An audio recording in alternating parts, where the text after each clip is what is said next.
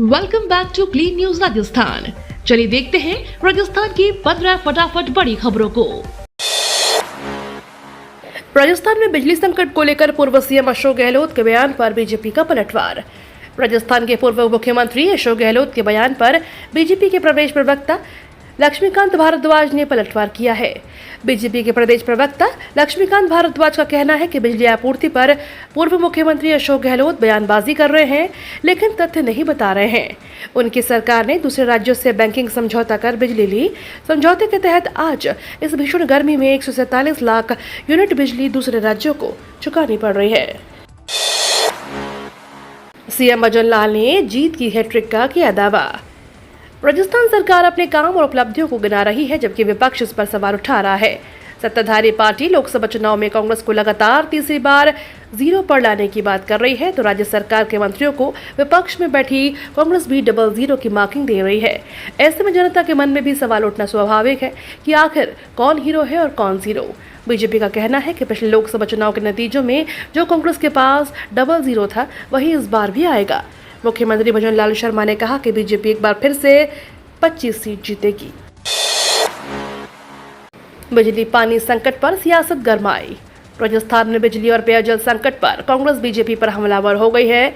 BCC chief Govind Dotasra ने राज्यपाल के मिले और दखल देने की मांग की। प्रदेश कांग्रेस मुख्यालय में मीडिया से बातचीत में गोविंद डोटासरा बोले, मुख्यमंत्री मंत्री और नौकरशाही में समन्वय नहीं है, जिसका खामियाजा जनता भुगत रही है। भीषण गर्मी और लू के थपेड़ों के बीच जनता पानी और बिजली के लिए त्राही त्राही कर रही है और मुख्यमंत्री और मंत्री देश भ्रमण कर रहे हैं। मंत्री उल जलूल बयानबाजी कर रहे हैं। पीएचईडी मंत्री ने जो बयान दिया है, उनसे लगता है कि उन्होंने जनता की परेशानी को हवा में उड़ा दिया। उन्होंने सरकार को औचक निरीक्षण की सरकार बताया। उन्होंने कहा कि इसलिए कल राज्यपाल से मिलकर दखल देने और जनता को राहत देने की मांग की। आर्थिक संकट में डूबा राजस्थान का सबसे बड़ा खेल संघ आरसीए। प्रदेश के सबसे बड़े खेल संघ की आर्थिक हालात पूरी तरह से खस्ता है। आरसीए इस समय भयंकर आर्थिक संकट से जूझ रहा है। हालात यह है कि राजस्थान क्रिकेट एसोसिएशन के पास स्टाफ का पेमेंट देने तक के भी पैसे नहीं हैं। इसी के चलते इस सीजन में होने वाले टूर्नामेंट को लेकर संकट खड़ा हो गया है। हर साल मई और जून में प्रतियोगिताओं का आगाज होता है, लेकिन अभी तक किसी भी टूर्नामेंट के लिए तारीखों का ऐलान नहीं हुआ है।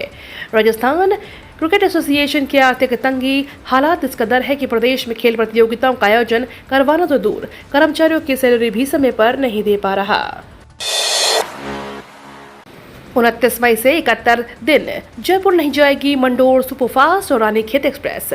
राजस्थान के जयपुर रेलवे स्टेशन पर रिडेवलपमेंट कार्य प्रगति पर होने के कारण मंडोर सुपरफास्ट और रानीखेत एक्सप्रेस ट्रेनें बुधवार से 71 दिनों तक बदले मार्ग से चलेंगी। दोनों ट्रेनें इस अवधि में जयपुर नहीं जाएगी। जोधपुर मंडल के डीआरएम पंकज कुमार सिंह ने बताया कि गाड़ी संख्या 22996 और 22995 जोधपुर दिल्ली, जोधपुर मंडोर सुपरफास्ट 29 मई से 7 अगस्त तक निर्धारित मार्ग वाया फुलेरा जयपुर अलवर रेवाड़ी की जगह फुलेरा रिंगस रेवाड़ी मार्ग से चलाई जाएगी। ट्रेन परिवर्तित मार्ग में फुलेरा रिंगस श्री माधोपुर नीम कथाना नारनौल स्टेशनों पर ठहराव करेगी। राजस्थान में बिजली कटौती से मिलेगी राहत। राजस्थान में पानी और बिजली संकट के बीच राहत की खबर है।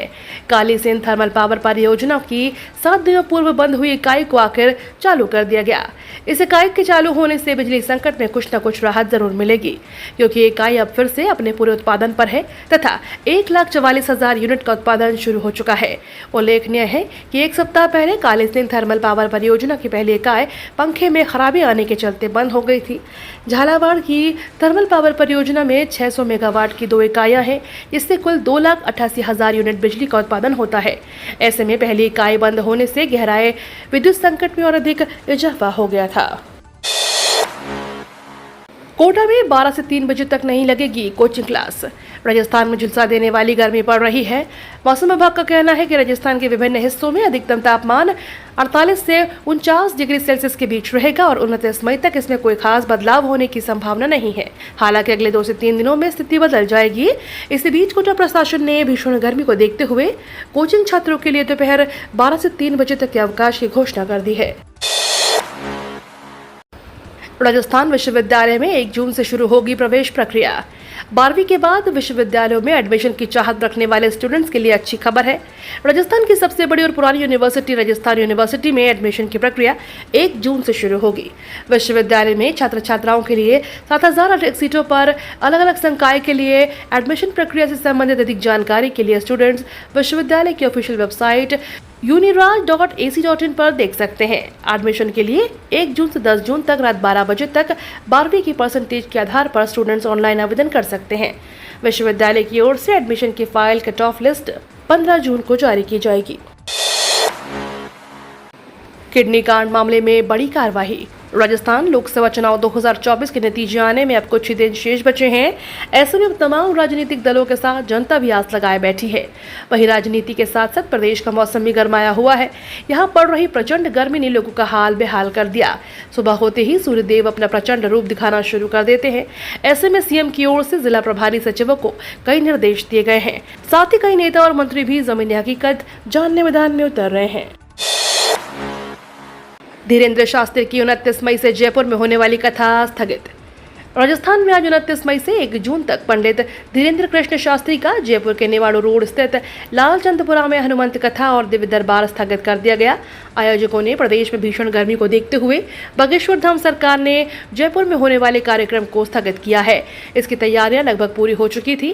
पंडाल भी सज चुका था, लेकिन हलक सुखा देने वाली गर्मी के चलते बागेश्वर धाम सरकार के कार्यक्रम को कुछ दिनों के लिए स्थगित कर दिया गया है। आपको बता दें, इन दिनों जयपुर सहित पूरा प्रदेश प्रचंड लू और भीषण गर्मी की चपेट में है।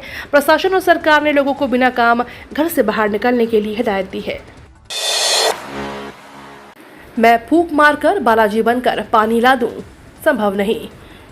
राजस्थान के जलदाय मंत्री कन्हैया लाल चौधरी ने प्रदेश में गहराते बिजली संकट पर कहा, भगवान से प्रार्थना करो समय से पहले बारिश आ जाए। मैं फूंक मारकर बालाजी बनकर पानी ला दूं, संभव नहीं। जहां जहां पानी की डिमांड आएगी वहां जरूरत के अनुसार पानी सप्लाई किया जाएगा। उन्होंने जनता से अपील की कि पानी का सदुपयोग करें। इस बीच मीडिया के सवाल पर उन्होंने यह तक कह दिया कि जितना पानी है उतना ही सप्लाई कर सकते हैं। समाधान यह तो नहीं कि फूंक मारकर पानी ला दूं या बालाजी बनकर तुरंत पानी ले आऊं। जल संकट के लिए उन्होंने पूर्ववर्ती गहलोत सरकार को जिम्मेदार ठहराया है। पीएम मोदी बोले, 4 जून के बाद भ्रष्टाचारियों पर कार्रवाई और होगी तेज। पीएम मोदी ने झारखंड के दुमका जिले की चुनावी सभा को संबोधित किया।